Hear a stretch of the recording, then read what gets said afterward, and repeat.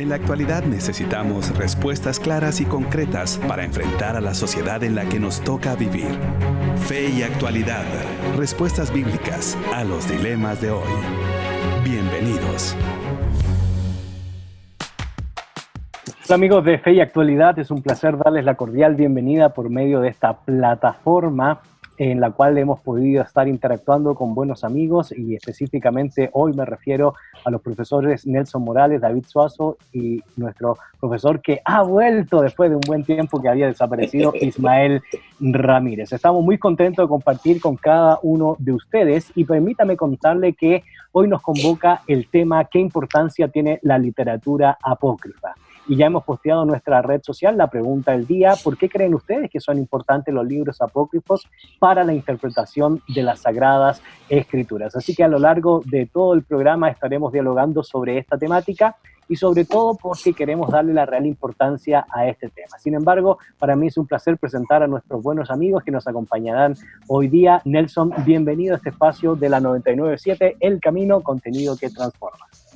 Gracias, y qué linda oportunidad de estar nuevamente juntos y poder conversar de este intrigante tema. Así es, así es. Don David, bienvenido a este espacio de Fe y Actualidad, un espacio que pretende responder a las inquietudes teológicas o también a los dilemas morales que nos plantea el escenario contemporáneo. Y si bien es cierto, don David, durante estos últimos días hemos estado hablando del coronavirus, no es menos cierto que hemos dicho en otras ocasiones que es importante que aprovechemos la lectura y el desarrollo de nuestro conocimiento de diferentes áreas, no solo de la Biblia, sino, ¿por qué no?, también de los libros apócrifos. Don David. Gracias, Gonzalo. Pues qué gusto estar de nuevo aquí y en esta modalidad. Ya hay varios programas que hemos tenido así, y de veras es un placer, lo hemos disfrutado mucho, nos hemos sentido muy, muy bien, muy cómodos. Pareciera que hemos hecho esto por mucho tiempo, pero nos hemos adaptado muy bien. Sí, me he sentido muy, muy cómodo. Así que gracias por escucharnos, por vernos, y el tema, por supuesto, se presta para mucho, y nosotros lo hacemos que se preste para más todavía. Así es, y bueno, habíamos dicho hace un momento, había desaparecido por un tiempo, pensábamos casi que era una desaparición apócrifa o intertestamentaria, pero no es así, ha llegado y está aquí junto con nosotros, profesor Ismael. Qué bueno que puede compartir a través de la 99.7 El Camino, contenido que transforma. Gracias, Gonzalo. Sí, por diferentes razones de vueltas, actividades, compromisos, no había podido acompañarlos, pero qué bueno poder, aunque sea por este medio, digo aunque sea, pero realmente es una ventaja las redes virtuales. No podemos estar juntos en un salón de grabación, de transmisión, pero como David decía, parece que hace rato lo estamos haciendo. El asunto es que nos hemos tenido que hacer, como se le llama en inglés, un crash course de Zoom. Todos nosotros que estamos teniendo que dar clases por medio de esta plataforma, cosa que no habíamos hecho antes. Creo que hace, si mucho, mes y medio comenzamos, o antes, menos tal vez de eso, comenzamos a saber de esta plataforma, pero qué bueno estar con nuestros oyentes y aquellos que nos siguen en el programa, poder continuar a través de este tiempo. Gracias, Gonzalo. Así es, así que, querida audiencia, te queremos recordar el tema del día: qué importancia tiene la literatura apócrifa, y la pregunta que hemos posteado en nuestras diferentes redes sociales: ¿por qué son importantes los libros apócrifos en la interpretación de la Escritura? Esperamos que puedas responder y compartir tu perspectiva sobre esta temática en nuestras diferentes redes sociales a través de Facebook, y en Instagram nos puedes encontrar como Fe y Actualidad. Y mientras se preparan para poder contestar, compartir junto con nosotros la temática que hemos de reflexionar el día de hoy, les invitamos a escuchar esta pausa musical y ya retornamos aquí por la 99.7, El Camino, contenido que transforma. Búscanos en Facebook como facebook.com/feyactualidad.fm. Ya estamos de regreso, queridos amigos. Soy Gonzalo Chamorro y en este espacio virtual me acompañan los profesores Nelson Morales, David Suazo e Ismael Ramírez y estamos compartiendo la temática de qué importancia tiene la literatura apócrifa y te queremos recordar las vías de comunicación a través de Facebook e Instagram por medio de Fe y Actualidad para que puedas responder a la pregunta que se ha posteado el día de hoy. ¿Por qué son importantes? ¿O por qué creen ustedes que son importantes? ¿O creen que son importantes los libros apócrifos para la interpretación de las escrituras o de las Sagradas Escrituras? Y uno de los primeros elementos que tenemos que hacer, Nelson, es poder entender o poder definir el término apócrifo, porque si bien es cierto, hoy significa en algunos contextos literarios como algo espurio, como algo falso, no necesariamente ha sido así en la historia y mucho menos en la temática que nos convoca el día de hoy. Por lo tanto, para iniciar, vamos a hacer una pequeña ronda, ¿verdad?, de asuntos etimológicos para que la gente pueda clarificar qué significa el término apócrifo y si es lo mismo o no es lo mismo con lo pseudoepígrafo o lo deuterocanónico o así sucesivamente. Nelson. Bueno, nos metiste de una vez a un recorrido histórico de siglos. La palabra apócrifo significa oculto originalmente, tiene que ver con eso y es el sentir que tenían algunos autores, sobre todo al final de los libros reconocidos como canónicos, profetas reconocidos como canónicos, como que ya no iba a haber más profecía, más profetas.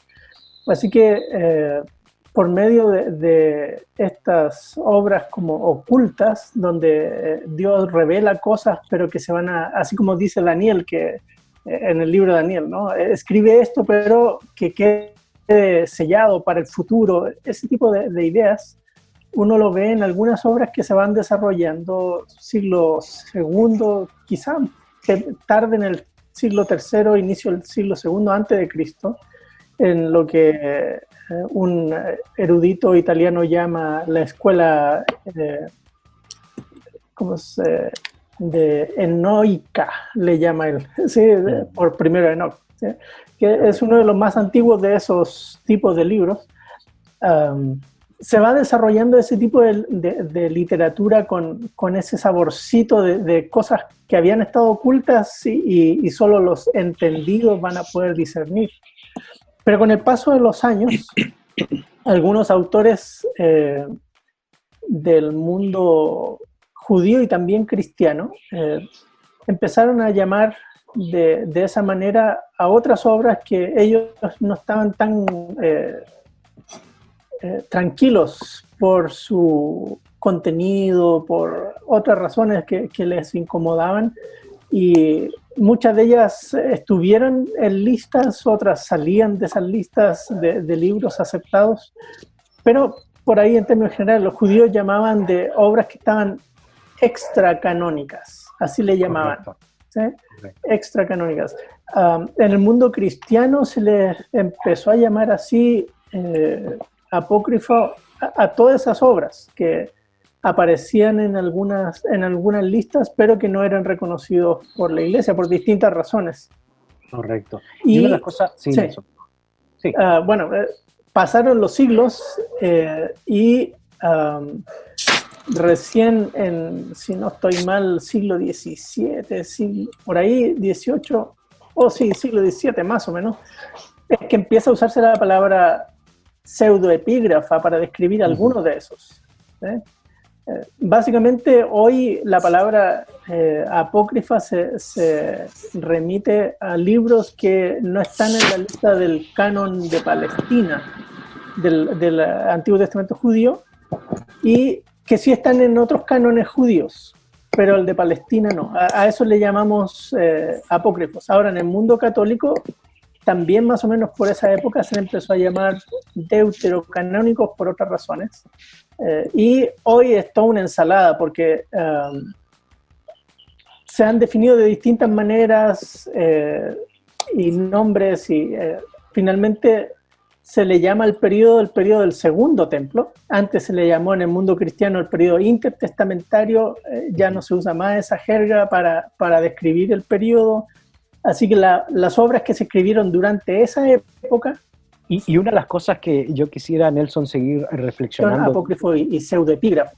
Correcto. Y una de las cosas que yo quisiera seguir reflexionando en este proceso, y especialmente dentro un poco del marco histórico, don David, es que, como ya expresó muy bien, la terminología ha tenido diferentes usos y variantes, y yo partía iniciando el programa con la expresión de que la gran mayoría de personas, cuando escuchan el término apócrifo, lo primero que se les viene a la mente es algo falso, es algo que no deberíamos ni siquiera considerar, es algo que no debería estar en nuestros cánones, por supuesto, cristianos, porque esos libros pues casi se ven como satánicos en algunos círculos cristianos, y lo primero que tenemos que hacer es reflexionar desde el marco histórico el término y el proceso que se llevó para determinar el nombre que se le ha dado a ciertos libros que fueron escritos en el periodo del Segundo Templo, don David.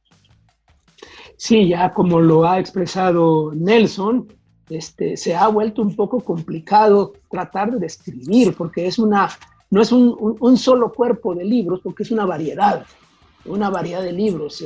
Hay algunos que, por ejemplo, la Iglesia Católica los ha incluido, y es deuterocanónicos, el segundo canon, o el canon griego del Antiguo Testamento, como se conoce, pero hay otros que no están ahí, es otra categoría. Y hay apócrifos del Antiguo Testamento o de ese periodo del Segundo Templo, y apócrifos del Nuevo Testamento. Correcto. Hay evangelios apócrifos, hay epístolas apócrifas, apocalipsis apócrifos, una variedad grande de libros.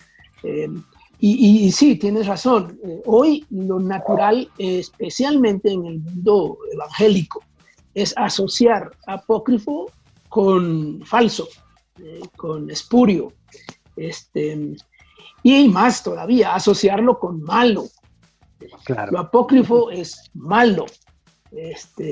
De manera que leerlos es como entrar en un territorio peligroso que nos puede dañar y nos puede perjudicar. La inmensa mayoría de evangélicos jamás han leído ningún libro de esos llamados apócrifos. Porque, de hecho, satanizan las versiones que los incluyen, algunos sí. evangélicos. Es curioso, si uno se va al diccionario de los diccionarios castellanos, definen como espurio. Así definen apócrifo. Sí, así es. Es claro, una evolución en el concepto que no ayuda. De hecho, no ayuda mucho para entender. Puede ser que así se entienda en el contexto contemporáneo, pero no nos ayuda mucho para entender de lo que estamos hablando, para entender esta literatura que es antigua, es literatura clásica, literatura, muchas de ellas es literatura histórica, otra es literatura sapiencial, al estilo del Antiguo Testamento, o novelas con ficción, de todo tipo que hay ahí. Así que bien hacemos en aclarar eso desde el principio, para que la gente, supongo que mucha gente está pensando, ¿por qué están hablando de esas cosas? No deberían meterse a hablar de esas cosas malas, mejor deberían hablar de la Biblia. Pero está bien, así comenzamos. Sí, correcto. Y don David ha sacado un tema que estaremos dialogando a mayor profundidad en un momento, porque tiene que ver con el contenido, con los géneros literarios. Sin embargo, profesor Ismael, uno de los elementos que se ha mencionado es que cuando hablamos de literatura apócrifa, Nelson ya lo expresó muy bien, estamos hablando de ciertos textos apócrifos que están íntimamente relacionados a los periodos del Antiguo Testamento, de la escritura del Antiguo Testamento, o del fin de cómo Dios se reveló a través de profetas o escritores específicos, y entra el periodo del Segundo Templo. Pero también don David nos recuerda que cuando hablamos de textos apócrifos o literatura apócrifa, también es necesario considerar los primeros 2 siglos de desarrollo literario de la historia del cristianismo, los primeros 3 siglos. Así que en ese marco nosotros nos estamos incluyendo, estamos reflexionando mayoritariamente, profesor Ismael. Muy bien. Sí, Bueno, si pensamos en el periodo intertestamentario, o como se suele llamar también el periodo del Segundo Templo, es un periodo que tras el cierre de lo que como protestantes a veces llamamos el cierre del canon del Antiguo Testamento, cuando pensamos en el canon del Antiguo Testamento únicamente al canon palestinense o el canon de la Biblia hebrea, que en nuestra perspectiva sería al cierre con el libro de Malaquías o algunos de los otros libros contemporáneos de Malaquías. Comienza un periodo en el cual hay un fervor, un interés espiritual en relación con lo que habrá de pasar con la nación judía. Los tiempos que están viviendo son tiempos difíciles, transiciones relacionadas con cambios de diferentes imperios. Está el paso del imperio babilonio al imperio medo-persa, después al imperio helénico griego, y particularmente durante el tiempo helénico es que el pueblo vive una etapa de mucha confusión, de mucha persecución, específicamente en el periodo que nosotros solemos referirnos a él como el periodo de los macabeos, que de hecho algunos de los libros que como protestantes llamamos apócrifos son precisamente el primero y segundo libro de Macabeos, que son parte del segundo canon o los libros deuterocanónicos de algunas otras confesiones eclesiásticas. Y perdón que le interrumpa, profesor Ismael, porque vale la pena mencionar que inclusive lo menciona Alejandro Díez Macho, ¿verdad? Que hace toda una obra de varios volúmenes sobre la literatura apócrifa, que no solo existe primera y segunda de Macabeo, está tercera, cuarta, quinta y sexta de Macabeo, que no fue considerado en otros procesos o en otras tradiciones canónicas. Claro, pues como te mencionaba y les mencionaba, digo que otras tradiciones cristianas, porque no nos referimos únicamente a la tradición del canon oficial de la Iglesia Católica, porque están otras tradiciones, la Iglesia Ortodoxa o la Iglesia Copta, que tienen un canon más amplio. Incluso la Iglesia Copta incluye dentro de su canon el Evangelio de Tomás, que eso ya nos lleva al canon del Nuevo Testamento, ¿no? Entonces, y la Iglesia Copta lo toma como un libro parte del canon inspirado, ¿no?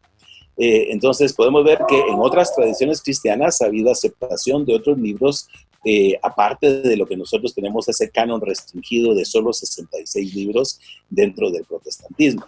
Pues volviendo al periodo, y mencionaba el periodo de los macabeos, que fue un periodo bastante difícil para la nación.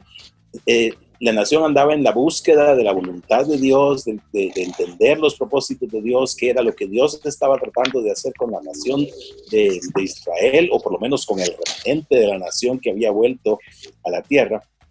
En esa búsqueda, algunos hombres trataron de expresar por medio de esta literatura lo que ellos comprendían o entendían al interpretar no solamente los eventos, sino la literatura que ya tenían a su alcance, y comenzaron a producir otra literatura que expresaba no solamente su fe, su entendimiento de Dios, sino su esperanza de lo que Dios habría de hacer hacia el futuro.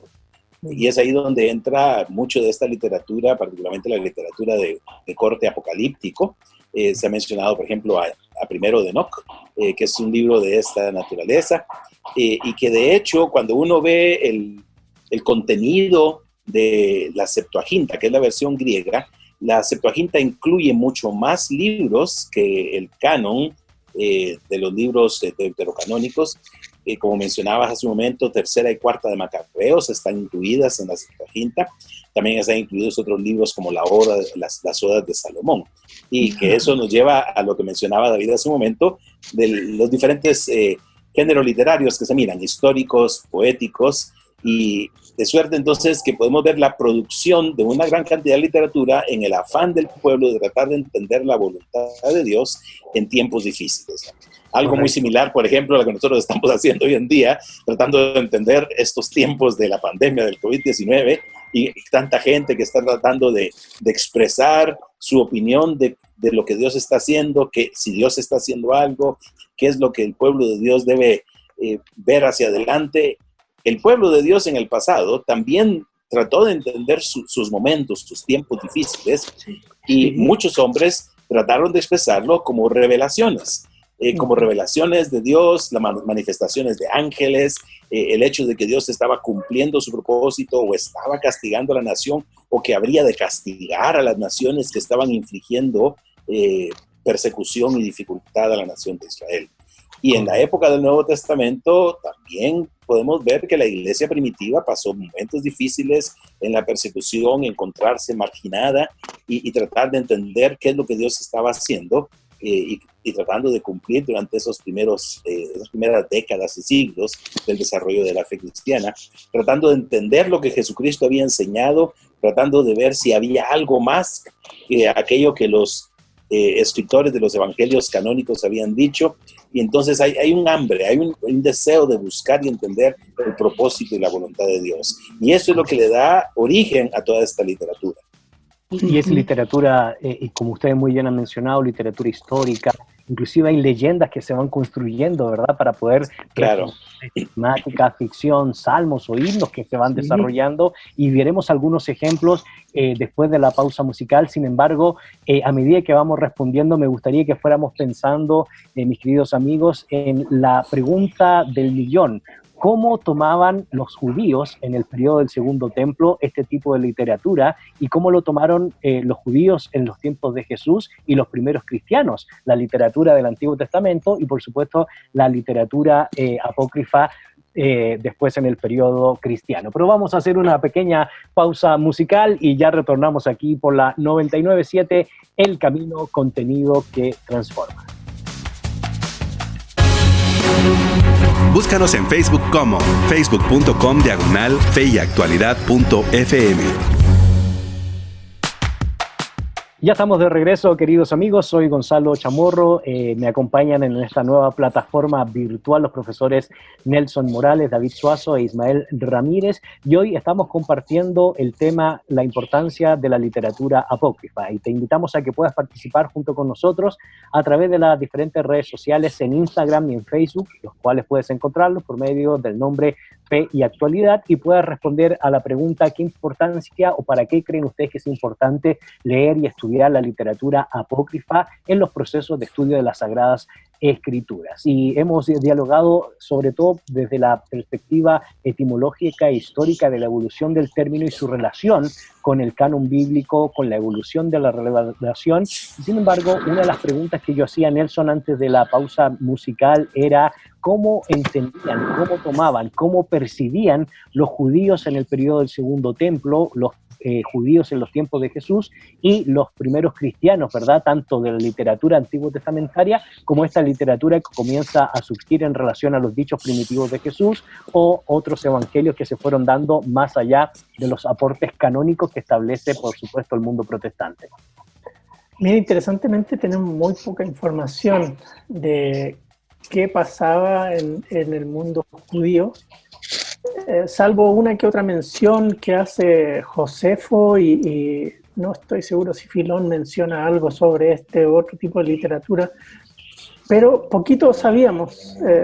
Lo que sí sabíamos abundantemente es en los círculos cristianos, las iglesias de los primeros siglos. De hecho, estos manuscritos antiguos más completos que tenemos de la Biblia, el Códice Alejandrino, el Sinaítico, el Vaticano, todos esos manuscritos tienen además Antiguo Testamento y tienen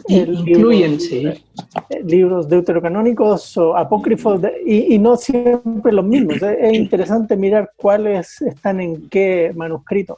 Eso muestra que las iglesias los consideraban importantes para su lectura, para su liturgia. Algunos tenían sus reservas, como Jerónimo. Jerónimo dice, bueno, hay obras que es bueno mejor usarlas para la devoción privada. Y ahí ponía... Y Jerónimo en su traducción como que los puso un poco aparte, ¿no? Ajá, en la Vulgata. En la inscripción de la Vulgata dice, estos libros son de menor calidad, una posible traducción que estaba viendo yo ahí, pero son importantes para el estudio, ¿verdad? Claro, y es entonces con la iglesia que se van preservando, y luego en las tradiciones rabínicas van apareciendo otras obras que, por ejemplo, el libro de Enoch, tal como lo conocemos hoy en los distintos idiomas antiguos que están, El libro devocional tuyo. Algunas partes del libro. Lo encontramos en arameo, en copto, ¿no? Sí, exacto, en eslavo. En otros idiomas antiguos, sí. Sí, entonces, ¿qué pasa? Que en algunos de esos idiomas hay desarrollos tardíos del libro, siglo VIII de nuestra era. Así siguió la costumbre de irle agregando pedazos a estos libros en círculos judíos también. O sea que la devoción, el cuidado, la lectura, la contemplación desde esos libros estuvo en la iglesia y también en los círculos judíos. La cosa es que había mucha especulación de eso, pero algo que realzó la investigación fue el descubrimiento de Qumran, porque en Qumran también hay copias de varios de estos libros. Así que, volviendo a tu pregunta, Gonzalo, ¿qué sabemos? Es que mucha de esta literatura no sabemos si la consideraban sagrada. No tenemos cómo saberlo en algunos casos. Por lo menos útil. Claro, pero sí sobre todo porque sobre todo en el mundo de las ciencias bíblicas del Antiguo Testamento, la acuciosidad con que se copiaron manuscritos, aunque hay muchas divergencias y variantes, es asombrosa la diferencia ahí mismo en Qumran dentro de estas obras y las obras que consideramos hoy nosotros canónicas. Así que parece que ellos le tenían un mayor respeto a estos, aunque usaban también los otros. No todos, porque no están todos presentes también ahí, pero en términos generales uno puede ver que la gente lo usa. Y de hecho en el mundo cristiano, libros como La sabiduría de Ben Sira hasta hoy es conocida más como eclesiástico. Que tiene que ver con la iglesia.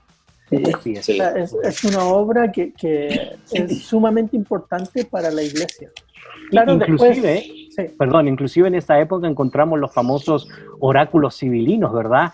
Que claro, es una forma, ¿verdad?, de responder a la coyuntura de esa época, de ese periodo. Sí, bueno, viene del mundo greco-romano, ahí estaban las sibilinas y sus oráculos, pero se copió el estilo de los oráculos. Y los oráculos de las sibilinas que están vinculados al texto bíblico son un poco como ¿cómo decirlo? Son como proverbios cortos que tienen interpretaciones escatológicas, una cosa así. Correcto. Pero muy usados por la iglesia. De hecho, hay muchos estudios de los oráculos de la sibilina, por ejemplo, que dicen, no, esto es un agregado de la iglesia. O sea, que la iglesia cristiana modificaba los textos antiguos esos para que se resaltara aún más como una predicción de que aparecería Jesús, el Mesías, el surgimiento de la iglesia y otras cosas en ese tipo de textos para resaltar aún más la persona de Jesús, porque por ejemplo el libro, de nuevo, como el libro de Enoch, él habla del Hijo del Hombre, Hijo del Hombre que va a llevar luz a los gentiles, por ejemplo. Entonces uno dice, wow, eso es lo que Jesús hace, eso es como interpretan textos de Isaías en los evangelios, y uno dice, ¿hasta qué punto estaban como todos metidos en el mismo ambiente? Y eso propició que luego la iglesia lo leyera con más ¿cómo se dice? Acuciosamente. Sí, asiduamente. Okay. Esa era la palabra que estaba buscando. Ahora, es interesante, don David, lo que nos plantea Nelson, porque no podemos dejar de reconocer que los descubrimientos de Qumran influyó mucho en el cambio de la dinámica de acercarse a este tema, sobre todo en el campo de los estudios bíblicos, en el campo de la exégesis bíblica, pero también no es menos cierto de la pregunta que hemos planteado, ¿verdad?, del valor para los judíos y del valor para los primeros cristianos de los tiempos de Jesús, no solo en términos devocionales, no solo en términos de apoyar la comunidad, sino también en términos teológicos, apocalípticos, escatológicos, porque el advenimiento del Mesías generó una serie de literatura importantísima en el periodo en el cual estamos nosotros hablando, sobre todo en el periodo del Segundo Templo. Sí, claro.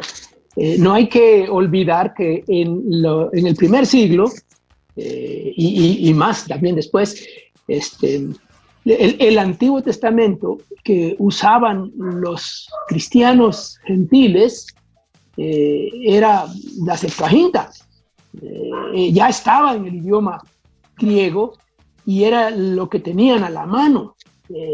Y de hecho, en el propio Nuevo Testamento, nosotros encontramos que los escritores del Nuevo Testamento, cuando citan el Antiguo Testamento, citan muchas veces lo que está en la Septuaginta y no tanto en el canon hebreo. Y la Septuaginta incluía estos libros deuterocanónicos, por lo menos muchos de los libros de los deuterocanónicos que después aparecieron en ese segundo canon, el canon griego. Por eso se le llama canon griego, porque está basado en la Septuaginta, que es la traducción griega del Antiguo Testamento. Entonces, estaban familiarizados. Los primeros cristianos estaban familiarizados con esos libros. Los tenían, por lo menos los escritores del Nuevo Testamento y aquellos que tenían acceso, estaban familiarizados. No es de extrañar entonces que esos libros fueran apreciados. Claro, con el correr de los siglos, las cosas van modificándose de tal manera que el mundo protestante después de la Reforma va como distanciándose de la Iglesia Católica y termina produciendo o aceptando un canon más corto, ¿no? Interesante que Casiodoro de Reina en la Biblia del Oso incluye esos textos en su traducción al español. La famosa Biblia del Oso incluía los textos deuterocanónicos, sí. Bueno, y no solo los deuterocanónicos, así es. Incluye también el que se conoce como primero Esdras. Sí. Si bien recuerdo, Enoch también lo incluye, la Biblia de Reina, es decir, incluye algunos libros adicionales, incluso al canon de la Biblia católica, ¿no? Sí. Y es un distanciamiento por parte del mundo protestante y por la oficialidad de la Iglesia Católica Apostólica Romana, porque va a ser precisamente en el Concilio de Trento, don David, o en la Contrarreforma, donde ellos van a elevar a palabra de Dios, ¿verdad? Los libros que se han mencionado acá, o algunos de ellos que se han mencionado como deuterocanónicos. Como una reacción. Sí, pero los estudios contemporáneos, a partir del descubrimiento de los rollos del Mar Muerto, de Qumran, se dispararon. Se dispararon porque fue un descubrimiento fabuloso, pues, fue algo extraordinario y casual, es decir, se descubrió casualmente. Los estudios hoy, en las últimas décadas, tenemos una cantidad de estudios fabulosos, muy enriquecedores de esa literatura. Tanto es así que aún nosotros, por ejemplo, en nuestras propias instituciones de educación teológica, le estamos dedicando tiempo y espacio a estudiar específicamente literatura de trasfondo, le llamamos, del Nuevo Testamento, o literatura del Segundo Templo, cosa que no se hacía antes, para nada. Hoy, hasta los evangélicos, digamos, más evangélicos, por lo menos los estudiosos en los círculos de la educación teológica, están aprovechando los estudios que se han hecho y estamos descubriendo cuán valiosos son, cuán útiles son. Nos están arrojando luz para entender mejor el propio Nuevo Testamento, lo que ahí está, la vida de la época, el pensamiento de la época, las ideas teológicas con las que Jesús estaba lidiando, con las que los apóstoles y los discípulos estaban lidiando, y eso arroja una luz increíble. Hoy estamos mucho más iluminados, digamos, para entender el Nuevo Testamento que, qué sé yo, hace 40, 50 años. Correcto. Y esto es importante. Sí, profesor. Si pensamos en una serie de comentarios, como son los comentarios del contexto cultural de la Biblia, que algunos de nosotros hemos utilizado, tanto del contexto cultural del Antiguo Testamento y particularmente del Nuevo Testamento, podemos ver que mucho del material que estos comentarios utilizan para ilustrarnos, para ayudarnos a entender expresiones o algunas ideas que de otra manera resultarían difíciles, proviene precisamente del material de la literatura apócrifa, si la llamamos así, o de la literatura rabínica. Y como se ha mencionado ya por parte de Nelson y David, el descubrimiento de Qumran realmente disparó hasta los cielos todo lo que tiene que ver con las investigaciones relacionadas con la literatura de ese periodo que se conoce como periodo del Segundo Templo. Aunque alguna de esta literatura es de desarrollo posterior, particularmente la literatura apócrifa del Nuevo Testamento es posterior al periodo del Segundo Templo, pero arranca en ese momento. Qumran, y como mencionó previamente Nelson también, incluye copias de la literatura que ya se conocía por lo que teníamos, por ejemplo, a través de la Septuaginta, pero también hay mucha literatura de Qumran que es característica de Qumran y que nos da a entender y a conocer algunas de las tendencias o de los intereses que en esa comunidad había. Pero es interesante, por ejemplo, el que se conoce como el Códice de Damasco, que se conocía ya desde finales del siglo XIX por material que se encontró en la así llamada Geniza del Cairo, en la cual también se encontró un texto hebreo del llamado libro de Eclesiástico, la sabiduría de Ben Sirá, u otros le llaman Sirácides, ¿no? También se encontró copias hebreas de esta literatura en Qumran. Entonces podemos ver que era material que se tenía al alcance en ese tiempo, pero esta misma comunidad produjo su propia literatura para tratar de entender lo que estaba ocurriendo. Para ellos estaban viviendo los últimos tiempos, cosa que muchos de nosotros nos preguntamos y lo traemos a colación hoy en día, ¿no? Estamos viviendo los últimos tiempos, y esa ha sido una pregunta que se ha hecho el pueblo de Dios a lo largo de la historia. Siempre en tiempos de crisis han hecho que reflexionemos sobre si estamos viviendo los últimos tiempos. Como algunos han dicho, realmente desde que Jesucristo vino, hemos estado viviendo los últimos tiempos. Y sí, tendría que oír el programa de la semana pasada. Claro, sí. Ese fue el tema del programa nuestro. A lo que voy hecho, es perdón que le interrumpa, profesor Ismael. Perdón que le interrumpa, porque hay un dato interesante. En programas pasados nos acompañó el famoso dragón apocalíptico que escuchamos de fondo, y hoy nos vuelve a acompañar, ¿verdad?, el perrito apócrifo. Es una broma que hicimos en programas pasados. Perdón, profesor Ismael. Okay, no hay problema. Pero lo que mencionaba es que precisamente eso es lo que ha venido haciendo que toda esta literatura se produzca. La pregunta, estamos viviendo los últimos tiempos, ¿no? Así es. Y ese es eso ha sido el motor de buscar y tratar de interpretar. Y es por eso que mira mucho esa temática uno en la literatura de apócrifa, ¿no? El establecimiento del reino de Dios, el tiempo final de juicio sobre los malvados y de bienaventuranza o recompensa para los fieles y para los santos. Y el constante interés en tratar de ver cómo se resuelve esta lucha entre lo que se llama, por ejemplo, en Qumran, la famosa lucha entre los hijos de la luz y los hijos de las tinieblas, ¿no? Correcto.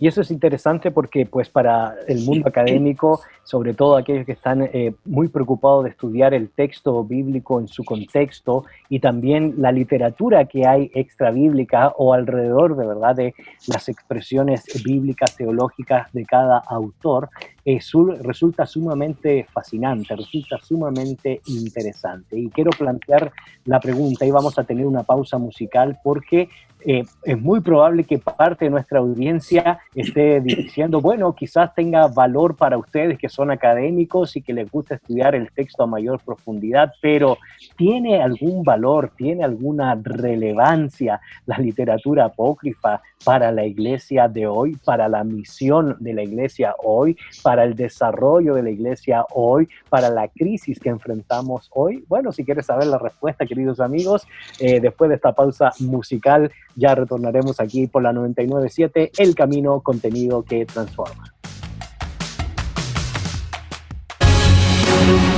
Búscanos en Facebook como facebook.com/feyactualidad.fm.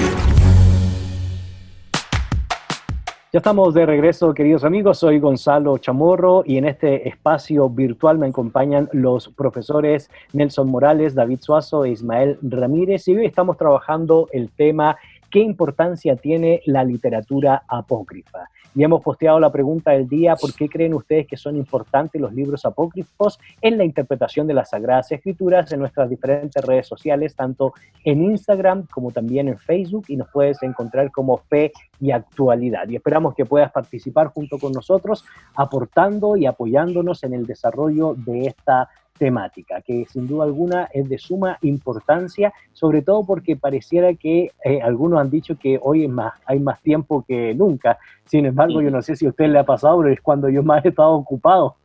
Exactamente. Clases, escribiendo, que estoy haciendo muchas cosas, pero bueno. Muchas tareas adicionales inesperadas, ¿no? Muchas tareas adicionales, así que bueno, esperamos que pueda usted ser buen mayordomo de su tiempo. Sin embargo, Nelson, hemos visto la riqueza que hay en la literatura apócrifa, sobre todo para los estudios bíblicos y el estudio de la evolución de la teología, los estudios de la evolución del pensamiento antiguo testamentario, veterotestamentario, pero por supuesto también para los estudios del cristianismo y comprender el desarrollo del cristianismo mismo.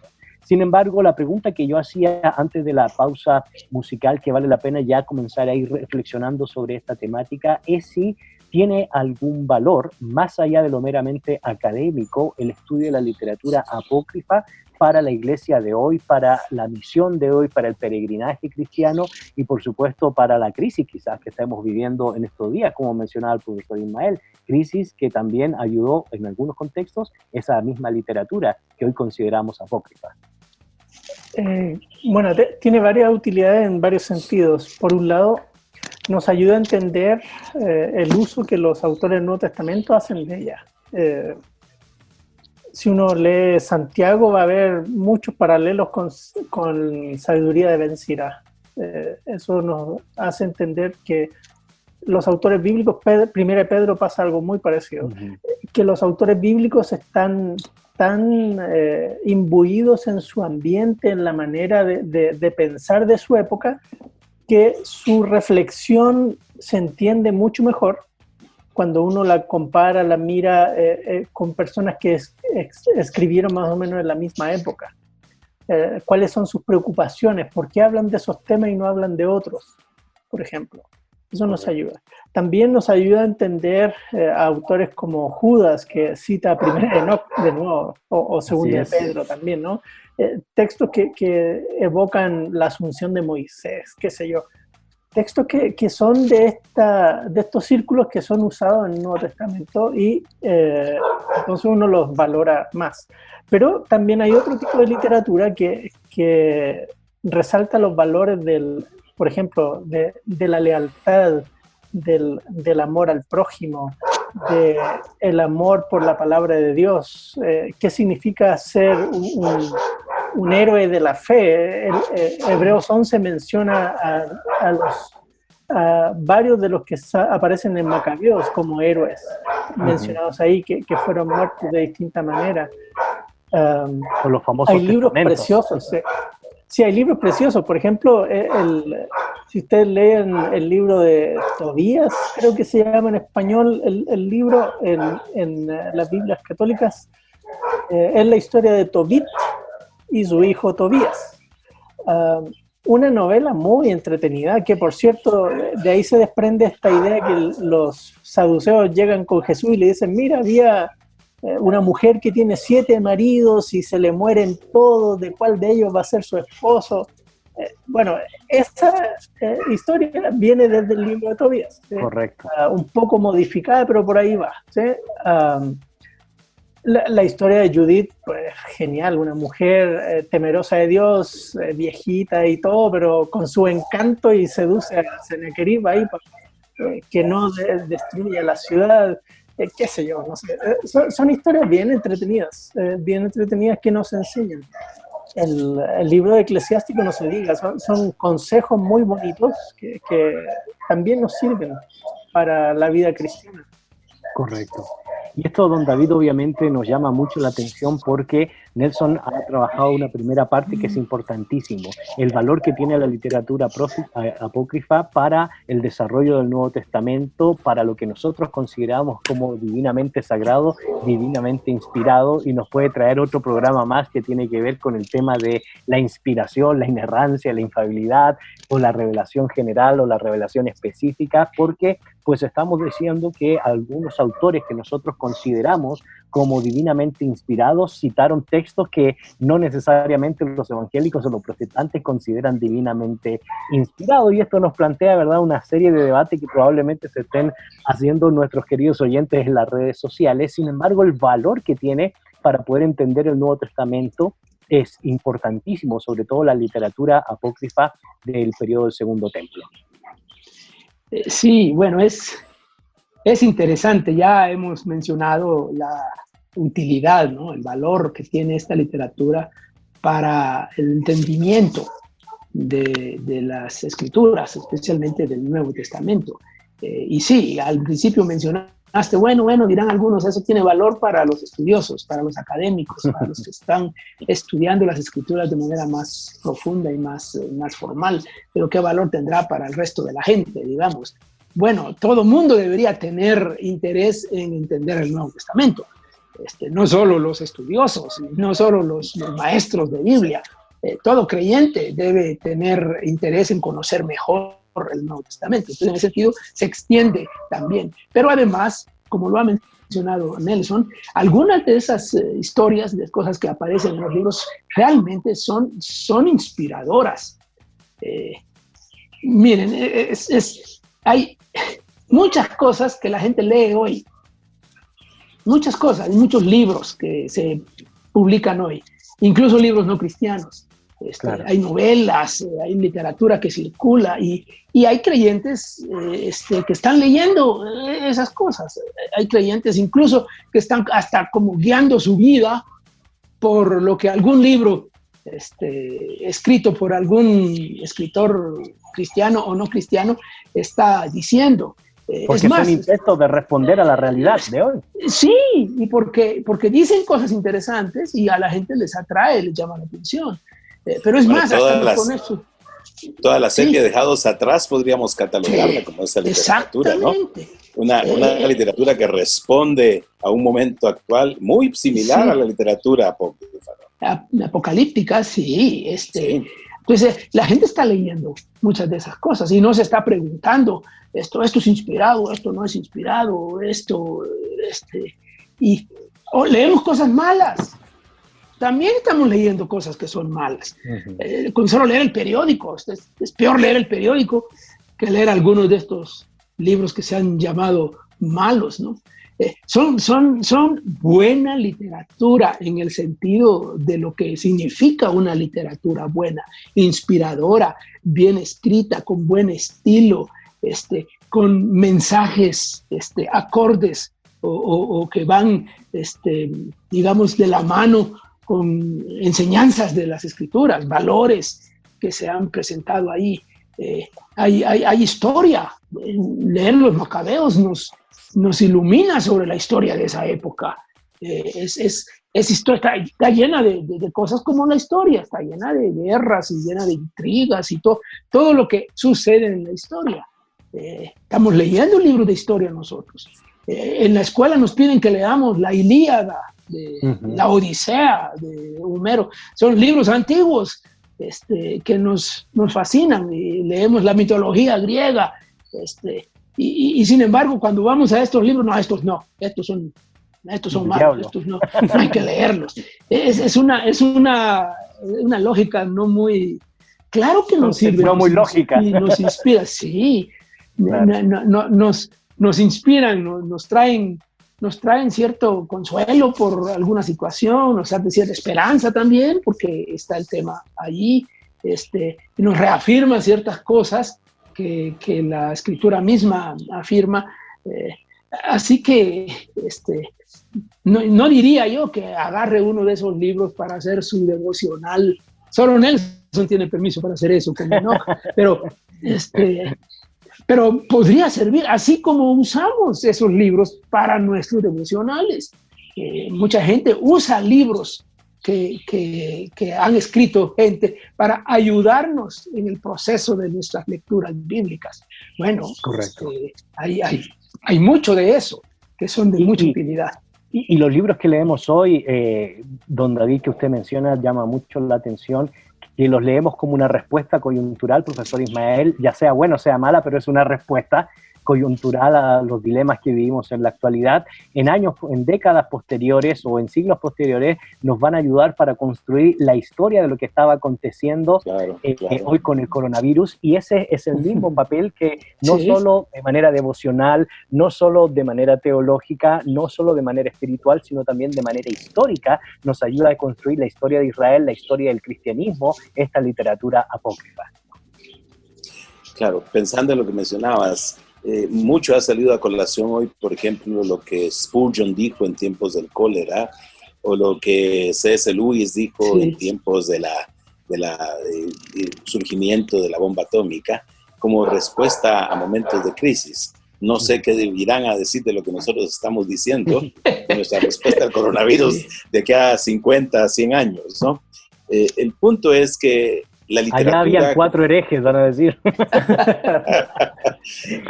El punto es muy interesante lo que David menciona, que leemos mucha otra literatura y que incluso casi llega a tener un estatus de inspirada. Ciertos autores contemporáneos y casi se los venera como autores inspirados, revelados, profetas modernos de Dios. Y se lee más esa literatura que la Biblia misma. Se leen esos libros de estos autores más que la Biblia misma. Y eso nos hace ver que todo depende mucho de nuestros prejuicios, esas preconcepciones que nosotros tenemos para con cierta literatura. Y como que hemos encasillado ya la literatura apócrifa, o llamémosla también literatura pseudepigráfica, dentro de un cajón que dice: esto no es para que los cristianos lo lean, esto no es útil, esto tiene doctrinas equivocadas, doctrinas erróneas, aquí hay herejías, y lo hacemos sin conocimiento de hecho, simplemente porque alguien nos las encajonó allí y nos está quitando la oportunidad de tener nosotros nuestro propio criterio al respecto. Así que leer la literatura pseudepigráfica es útil para entender todo el ambiente, la forma de pensamiento, las figuras literarias, ciertos conceptos teológicos, ciertos hechos que se toman por sentado, como se mencionaba previamente Nelson, en relación con los grupos del Nuevo Testamento, incluso no solamente los fariseos y saduceos, sino grupos como los celotes y los herodianos, que son activos en el tiempo del Nuevo Testamento. Todo lo que ocurre en ese contexto, vamos a encontrar de alguna manera alguna ayuda en toda esta literatura. Claro, sobre todo con esa esperanza de entender en un Mesías guerrero, guerrillero, ¿verdad? Y cómo influye toda esa literatura de trasfondo. Exactamente. Nelson, indudablemente la temática de la literatura apócrifa es bastante vasta, podríamos estar mencionando varios libros que se han escrito y realmente el propósito de este programa no es tanto repasar cada espacio literario, ni cada contenido, ni cada género, sino más bien queremos desafiar, porque ha llegado el tiempo de desafiar a nuestra audiencia a tomar en serio este periodo, este espacio literario, este desarrollo histórico, esta evidencia que hay respecto a cómo los seres humanos, a cómo un pueblo en específico fue interpretando al Dios de la revelación, pero también interpretándose a sí mismo como seres humanos en el desarrollo mismo de la historia de la salvación. Y por lo tanto eso es de suma importancia, porque una fe, una iglesia sin historia puede perder su rumbo cuando no conoce cómo en el pasado se ha ido construyendo esa fe, esa adoración, esa devoción al Dios de la creación. Claro, nos ayuda a entender que no hay un vacío entre el Antiguo y el Nuevo Testamento.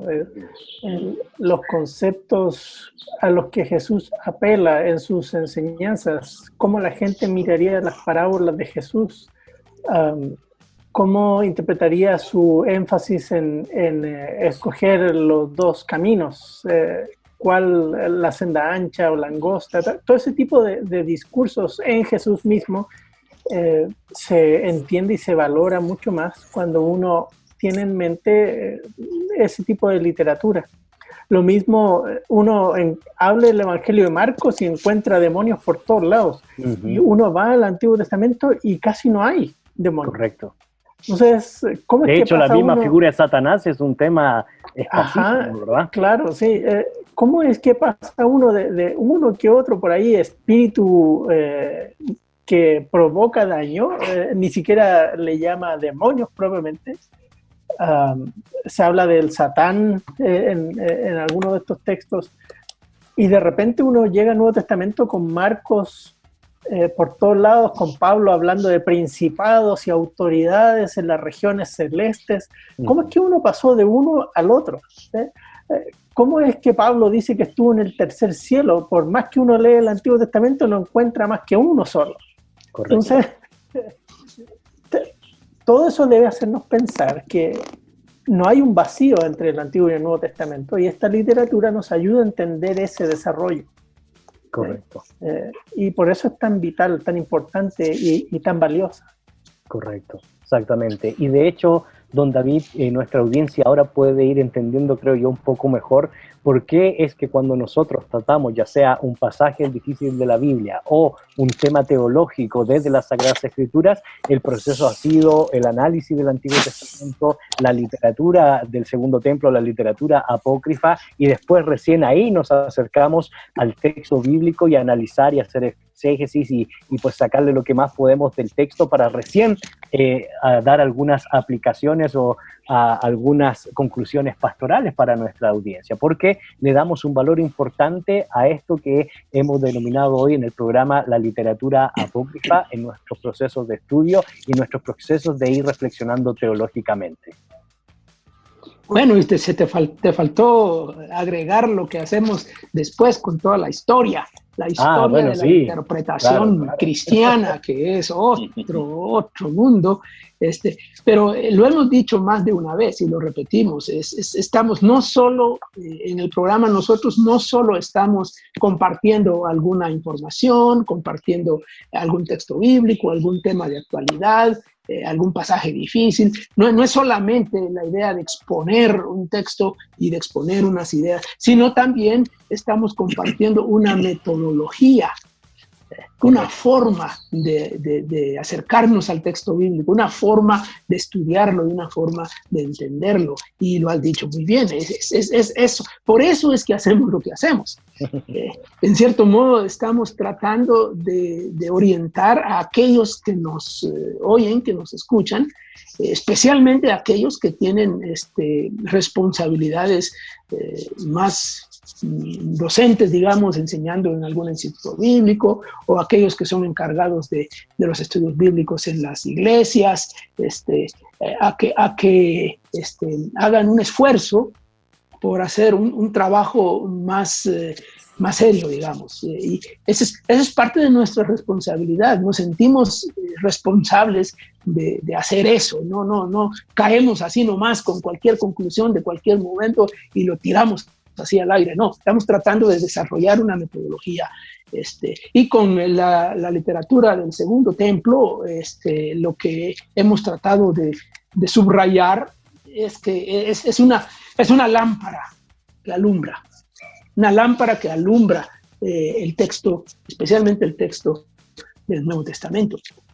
Y hemos hecho referencia más de una vez a una clase de esa literatura que es la literatura apocalíptica, y lo recalcamos en más de una ocasión porque es probablemente la literatura que más recurrente, más se evoca una y otra vez siempre que hay una crisis. Y hoy tenemos literatura apocalíptica. Así es. Que no es de la apócrifa, que está en las redes sociales, en los blogs. Es una literatura apocalíptica que, otra vez, tratando de entender los tiempos. Correcto. Y nos ayuda. ¿Cómo es que aquella gente expresó sus temores, expresó sus preocupaciones, su incertidumbre y su esperanza, que es lo que a nosotros más nos interesa? ahora que estamos aquí, mira, cuando se destruyó el templo, por ejemplo, allá en ese periodo del segundo templo, y la gran profanación del templo, para los judíos ese era el final, pues. Claro. El final de todo. En el año 70, cuando también se volvió a destruir el templo de Herodes, el final. ¿Y cuántos finales ha habido y cómo se ha escrito? ¿Cómo se ha tratado de entender y escribir? Por eso la literatura apocalíptica, que aunque es simbólica y difícil muchas veces de entender, es muy orientadora. Muy orientadora para nosotros, cómo la gente va entendiendo. Y claro, con excesos, se menciona que en la literatura apócrifa hay herejías, pero también se han sacado herejías del Nuevo Testamento. Hay sectas heréticas. ¿Y cuánto más hoy de las redes sociales? Se basan sus doctrinas en interpretaciones así malvadas, ¿no? O torcidas de ciertos textos de la Biblia, y ya. También uno, pues, si va a sacar herejía, la puede sacar hasta de la Biblia misma, ¿verdad? Correcto. Es cierto. Y obviamente eso nos lleva a reflexionar lo cuidadoso que tenemos que ser en el trato del texto bíblico y por supuesto de la literatura apócrifa. Profesor Ismael, el tiempo ha ido avanzando, pero es bueno desafiar a nuestra audiencia, sobre todo para tomar en cuenta la importancia y la relevancia que ya se ha mencionado de este tipo de literatura, pero también tomar en cuenta que esto es de suma importancia si queremos tener una comprensión mucho más profunda de las Sagradas Escrituras. Los evangélicos en la historia, ¿verdad?, generalmente se han jactado de ser doctrinalmente sanos en el estudio de las Sagradas Escrituras, o por lo menos profundos en los estudios de las Sagradas Escrituras. Y si queremos realmente ser profundos en el estudio de la palabra, no podemos dejar de tomar en cuenta los diferentes valores que hemos mencionado a lo largo de todos los programas de Fe y Actualidad, en el campo gramatical, en el campo histórico, sino también en el campo literario, y sobre todo la literatura extrabíblica, como es la literatura apócrifa. Creo que una de las primeras cosas que viene a mi mente es la recomendación del apóstol Pablo, ¿no? Examinadlo todo, retened lo bueno y desechad lo malo. Y uno puede ver que Pablo mismo, se menciona con frecuencia, hizo uso de escritores contemporáneos cuando, por ejemplo, en el Areópago en Atenas, sí, hace referencia a los poetas griegos, ¿no? Citándolos. Y paganos, ¿no? Poetas paganos, claro. Y citándolos y sacando de esos pasajes poéticos paganos lecciones en relación con el hecho, como la concepción de que todos somos hijos de Dios. Es decir, todos somos criaturas de Dios. Es decir, el apóstol Pablo conocía esa literatura, sabía utilizarla, sí, y sabía encontrarle el valor adecuado para darle su aplicación en un momento crucial. Como sobre todo el concepto del universalismo abierto, ¿verdad? Para hablar con la gente del Areópago. Sí, es decir, es saber presentar el mensaje a la gente de una forma como ellos pueden comprenderlo. Otra frase que a mí me viene en este contexto, valga la redundancia, es la conocida expresión que un texto fuera de contexto es un pretexto. Y con frecuencia lo utilizamos para referirnos a versículos o trozos de la Biblia que se toman aisladamente. Pero creo yo que la totalidad del texto del Nuevo Testamento, fuera de su contexto que nos lo ofrece la literatura intertestamentaria, va a ser un pretexto del desarrollo de nuestra comprensión del mismo Nuevo Testamento, del desarrollo de nuestra doctrina. Si no tenemos en cuenta todo ese contexto literario, teológico, conceptual, de sabiduría, no vamos a comprender el Nuevo Testamento. Ya Nelson ha hecho mención previamente a las parábolas de Jesús, a la mecánica que el Señor Jesucristo utiliza en la enseñanza, al tema, por ejemplo, muy importante de la literatura sapiencial, tanto del libro de Proverbios como del libro de Eclesiastés. eclesiástico, el tema de los dos caminos, que hago también, ¿no? La escogencia o la selección que hay que hacer de esas dos opciones de vida, lo que llamaría, por ejemplo, el Pentateuco, el camino de vida o el camino de muerte, ¿no? Es decir, toda esa mentalidad la entiende alguien únicamente si tiene todo ese conocimiento de la literatura extrabíblica, intertestamentaria, apócrifa, pseudepigráfica, como nosotros queramos mencionarla. Y no solamente incluiría este material, sino también otro material que a veces lo desconocemos también nosotros, que es toda la literatura rabínica, que es muy rica, el Talmud y la Misna, que con frecuencia no la conocemos, pero hay mucho material que puede ayudarnos a entender lo que está ocurriendo en el Nuevo Testamento. Hay un famoso comentario alemán de hace mucho tiempo, que es el Nuevo Testamento a partir del Talmud, ¿no? Es decir, toda la interpretación que se hace del Nuevo Testamento tomando en cuenta los conceptos del Talmud. Y hay algunas enseñanzas que no podríamos entender adecuadamente si no tenemos en mente todo lo que los rabinos judíos expresaban o explicaban en su momento. Ha habido, como se ha mencionado, muchos estudios en relación con el trasfondo rabínico del Nuevo Testamento, el trasfondo en esta literatura pseudepigráfica. Así que si no conocemos esto, nuestro entendimiento del Nuevo Testamento va a estar limitado y va a ser un pretexto lo que nosotros haremos en nuestra explicación del Nuevo Testamento. Si no conocemos todo ese contexto, nuestro entendimiento del texto mismo no va a ser un entendimiento adecuado. Correcto. Y por lo tanto, Nelson, nuestras aplicaciones podrían ser deficientes cuando no entendemos o no desarrollamos todo este proceso que se ha mencionado. Palabras y desafíos finales. Bueno, dar palabras de ánimo, no queremos, creo yo, dejar la sensación de que si jamás en su vida ha leído estos textos, no ha entendido la Biblia nunca. No es eso tampoco. Pero nos ayuda a entender mejor, a mirar implicaciones, a mirar las sutilezas que a veces están ahí escondidas en el texto, pero que a nosotros están escondidas, pero para un judío del primer siglo habrían sido de manera natural entendidas. Y eso es en parte el esfuerzo que queremos hacer con subrayar esto, para animar a las personas a que por lo menos le echen una leída a los textos que aparecen en la Biblia católica, ¿sí? Ya sin miedo.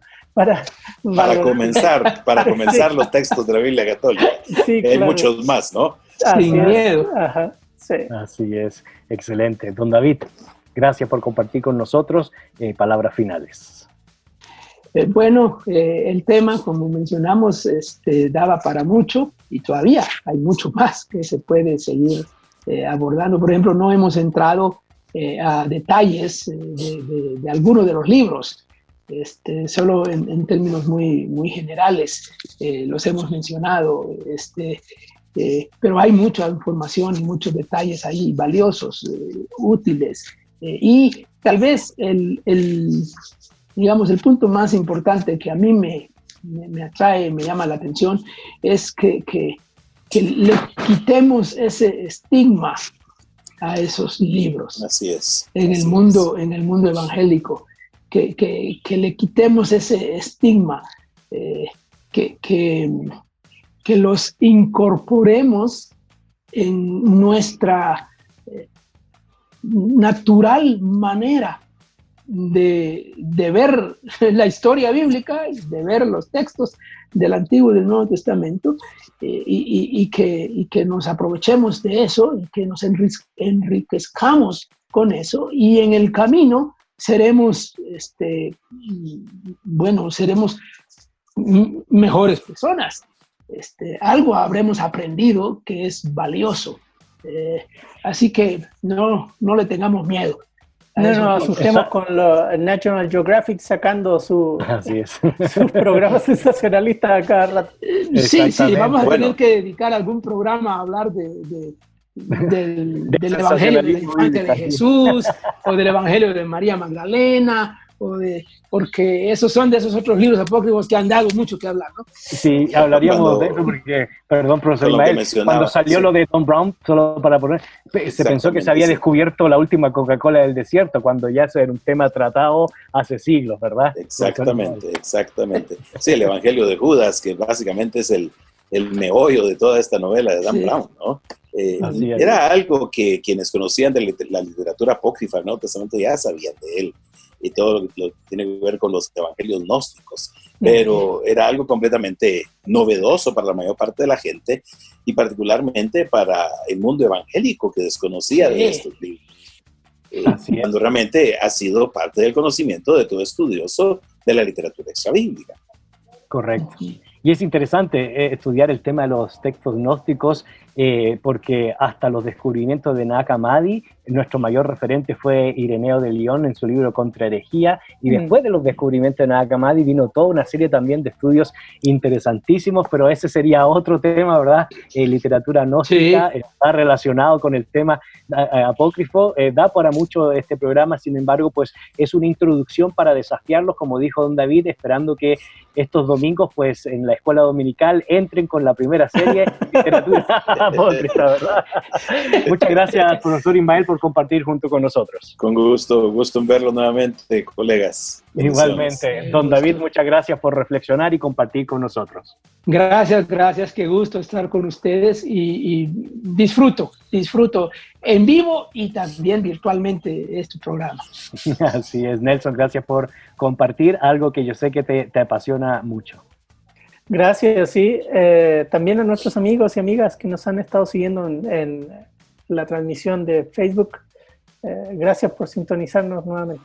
Exactamente. Y ustedes, queridos amigos, hoy queremos invitarlos a las 7:30 p.m. Tendremos diálogos en tiempos de crisis. Les invitamos a que se unan por medio de Facebook Live a la página de Facebook Instituto Crux. A partir de las 7:30 estaremos nuevamente dialogando y reflexionando junto con todos ustedes acerca de esta temática que estamos viviendo hoy, la pandemia del COVID-19. Así que les invitamos a conectarse nuevamente a las 7:30 al Facebook Live del Instituto Crux. Así que estamos muy agradecidos, les deseamos un excelente día. No se olvide compartir nuestras diferentes redes sociales para que más gente, más hermanos, más amigos puedan involucrarse y conectarse junto con este contenido del programa de Fe y Actualidad. En nombre de Nelson Morales, David Suazo, Ismael Ramírez, Jefferson en los controles vía digital y su servidor Gonzalo Chamorro, les deseamos un excelente día y no se desconecte de la sintonía de la 99.7, El Camino, contenido que transforma.